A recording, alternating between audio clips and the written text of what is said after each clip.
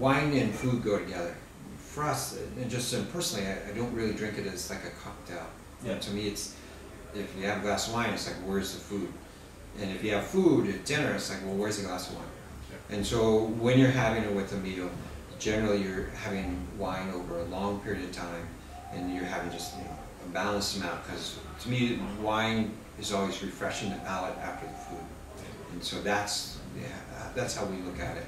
And, you know, as we all get older, you want to wake up feeling fresh the next day, and so that's, you know, it's kind of that also personal responsibility to make sure you always just drink balance, and you don't need to drink a lot, but just as long as it goes with the food, because that's the joy of it, being able to share it with friends and being able to talk about, you know, have a wide-ranging conversation. But to me, the best ones is where you walk into the restaurant. To me, one of the great joys, you kind of have a funny feeling, or you just have a sixth sense. You close the menu, you give it to the waiter or waitress and say, you choose the food, here's the one I want, and figure it out. And to me, that's always a fun thing, because you get, then all of a sudden the chef's like, and you know, different things come out that you might not normally order, and so it's an adventure in food when you know the wine you're going to have, and you kind of work backwards that way. Instead of, oh, I'm going to have this, and what wine should I have?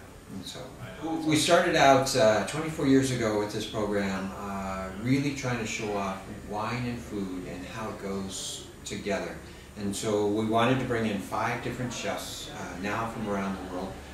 Ryan's represents Ireland. We've had chefs from India, from Scotland, from China, and this year in 2010 we'll have a chef from Japan, as well as 4 other chefs from the U.S. And it's a good way for them to network and also recharge their energy about wine and food. And so we'll start out the program on Saturday, and we'll do what we call a farmer's market, where the purveyors will come in. Chefs get to talk to the purveyors, whether, you know, raising the ducks or, you know, making the honey, and talk to them. And hopefully what they'll see in during that time is be able to try their products, but then also be inspired by something.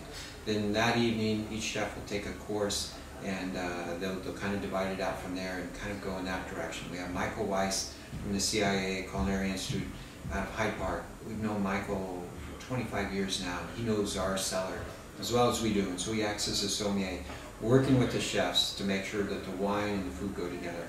What's exciting about the Harvest Workshop is it gives the chefs kind of a safe environment to practice and to play, hopefully. And so chefs, we don't want them to show up and do their signature dish they can do in their sleep. What we want them to do is kind of push the limits a little bit and create a safe place for them to feel comfortable. Because I think in wine and food you learn what works. Also you learn just as much when some things don't work. So a unique dessert, the chef from Nashville, she made this, she had dessert, and so she made this kind of bean paste galette, and then some ice cream on it. And then she covered it with duck fat and bacon bits. We poured it with our Zinfandel. And so Zinfandel and all that just went together, but it was just, it pushed everyone's limits, and to me that was one of the fun things about it.